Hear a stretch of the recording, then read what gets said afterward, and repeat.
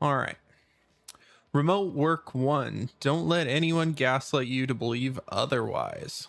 All right. So I previous wrote that I previous wrote what is still going to be my final post on remote work, at least the work part. In it, I went through the reasons why competent teams will be distributed for bits work will be distributed for bits work. Okay. Today and into the future for Adam's work, we still need human presence for now. This wording is weird. Okay, I don't know what I'm getting myself into. We'll see. Okay. I've nothing really to add to that part of the conversation. Remote work isn't even new. People have been doing it since the 90s. That's true. Whoa, I don't want to share the quote. Okay. But in the time since I wrote the above post, remote work won and became normal for the large part, in part of life. I can't read.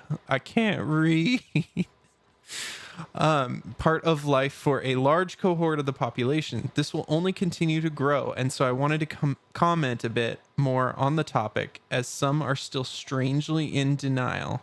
There's quite a bit of denial right now about remote work, and I can see some of the criticism, and I can't. But let's see what happens here. So. Let's start with this chart a friend shared with me on remote work quietly reaching equilibrium, which happened last year.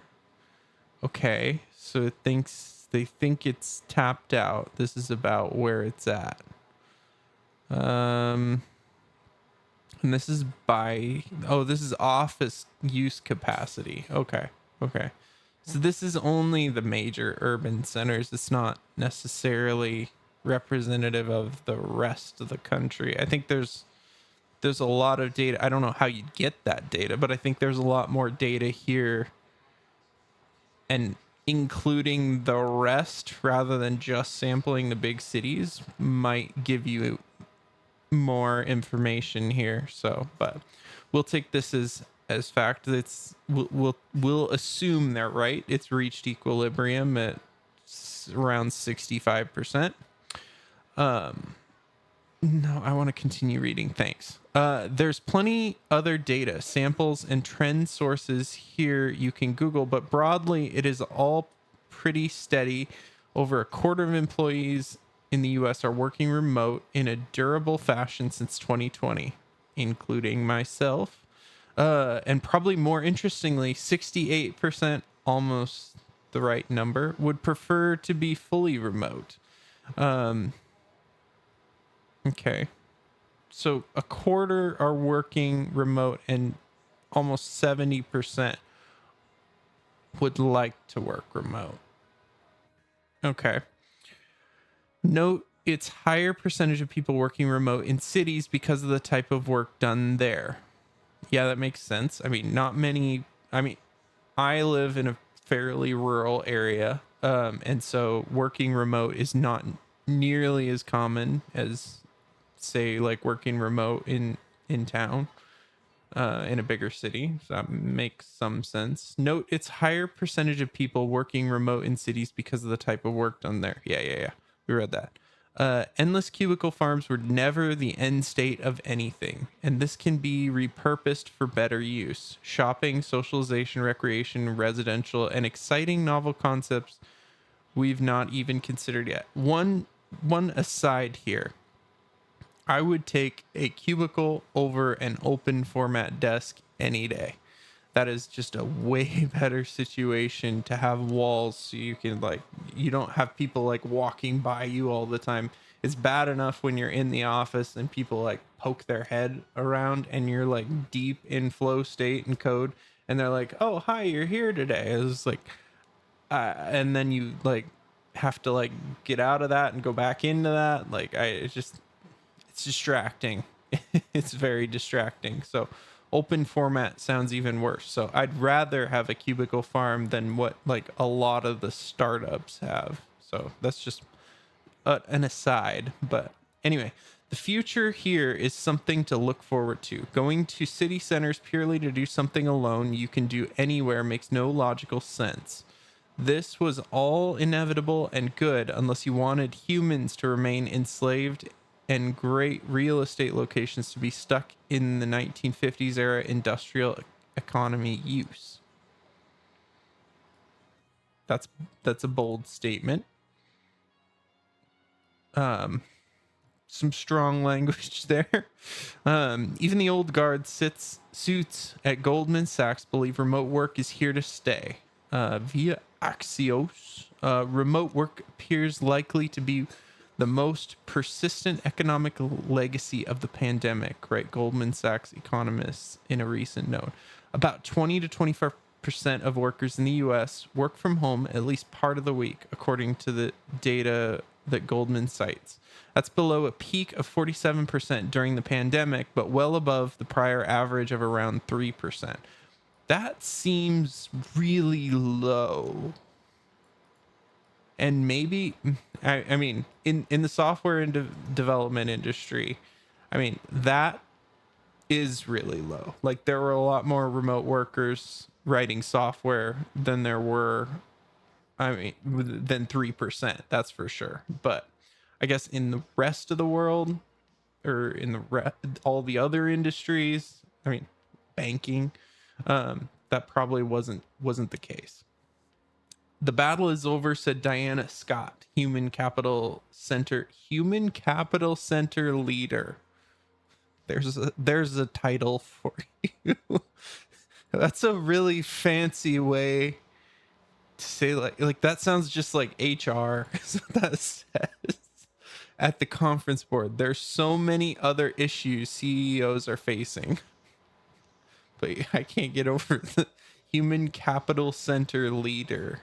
So the head of HR, basically, as far as I can tell by that title. Interesting.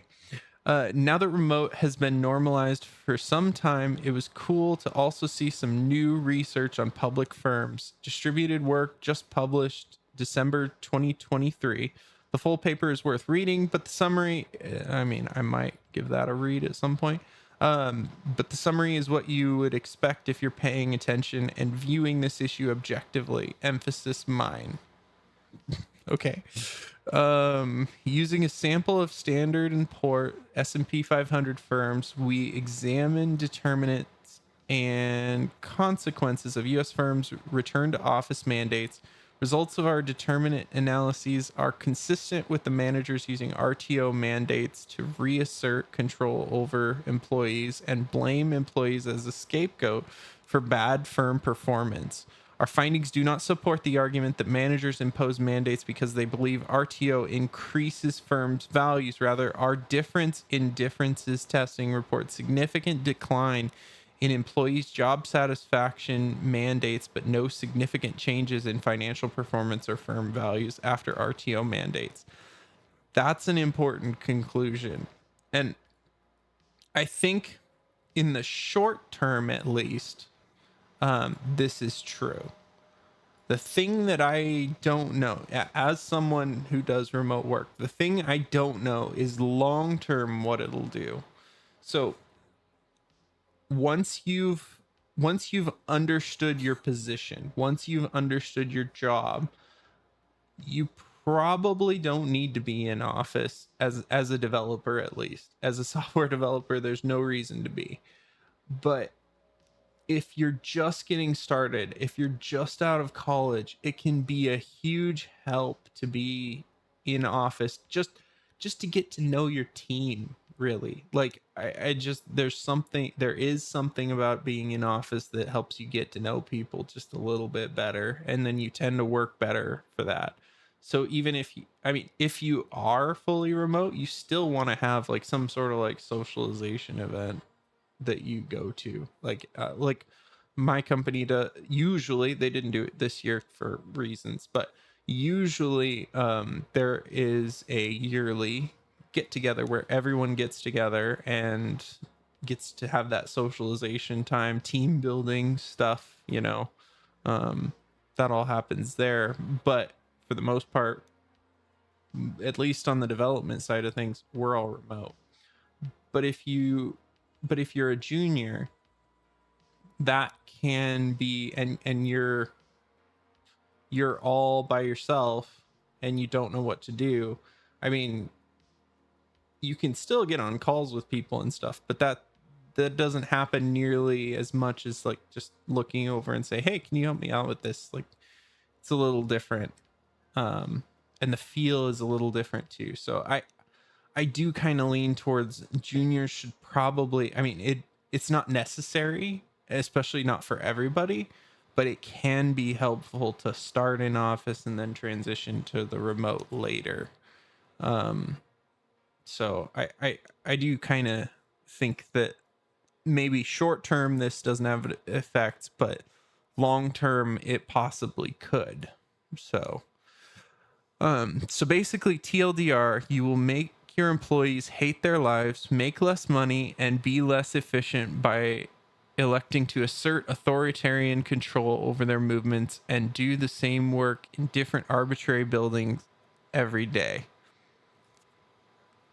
I mean, yeah. I mean, there is a morale hit that happens to making that mandatory, to making like lots of things mandatory. Like don't it doesn't feel good. It makes, when you tell someone to do something, they usually want to do the opposite. So I mean, that's just kind of a human nature thing, I think. And I'm not being hyperbolic here. I've heard stories from friends in legacy sectors whose teams have started location tracking employees during the day. It's straight out of a dystopian panopticon science fiction novel. Yeah, that sounds like you're wearing like an ankle monitor and you must be at your desk. We know exactly when you left, when you came, exactly where you are at any minute of the day. You better be back from your lunch break. Oh, you left for your lunch break? Okay, you didn't just get food, you left. Interesting. Why? This just gives all sorts of bad. This seems bad. The location tracking stuff that, and they could do it too if they've got software installed on the phones. If you've got like a bring your own device, like they can just track your phone. Like they have permissions to do that. A lot of times they're device administrators, so they have the permission to do that. I can't imagine anyone competent staying at such firms very long. Yeah, there's gonna be backlash from companies like that. That's not gonna, that's not sustainable. Absolute top companies like Nvidia, worth well over $1 trillion, are running remote operations for their teams. So there's really no excuse that this is just for smaller shops. Especially, I mean, you think about Nvidia. There's like things like you need physical access to machines, and they're still running remote operations. Like you need GPUs in machines in order to make that work. I did see like cool stuff that I think it was Intel that was doing with displays, and then they had like a whole test harness for their machine so that somebody could be remote and then remote turn that machine off and on and then change things about the hardware while all being remote. And then that was all like in a lab somewhere, in a lab environment. So that seemed cool. That seemed neat. But anyway, my team at Google was distributed many years before this was normalized, and we worked on software at internet scale. So when execs comment here, they're simply putting their lack of modern management skills on display for the world to see. I tweeted jokingly about this over the weekend here. Nvidia, yeah, laughs at Nvidia. Remote workers have absolutely no attachment, no passion, no creativity. Oh, Nvidia employees have a lot of passion in what they do. Not always for the better, but they do. So anyway, really the only other dinosaurs howling into the wind about the latest fax machines going extinct due to the internet are CRE bag holders. CRE? Okay. Who are, of course, upset that they, God forbid, have to reinvest or change strategies and continue to clutch pearls, hoping the world would reinvent or revert to a previous state. Yeah, that's not gonna happen quickly. Um, they of course don't believe Earth can change something it's literally defined by. We're a free capitalist society, and so everyone has to go through the ringer of disruption. But ultimately, we can come out the other side better for the vast majority. They'll evolve, but for some reason, this group are extremely sore losers here. Yeah, it is kind of weird. It's kind of a weird mentality. Um, there was this story last year in Minneapolis in which was emblematic of so much I've seen in local markets, in which a CRE owner says, "Hey, company, please put a gun to your employee's head because I want to make more money." Quite the take. What they're saying, where's Target? They're happy to have their names on our sports stadiums, but I feel like they don't have our city's back right now. Co-founder of real estate firm Randolph Street Capital told the Biz Journal. Okay, this is biased.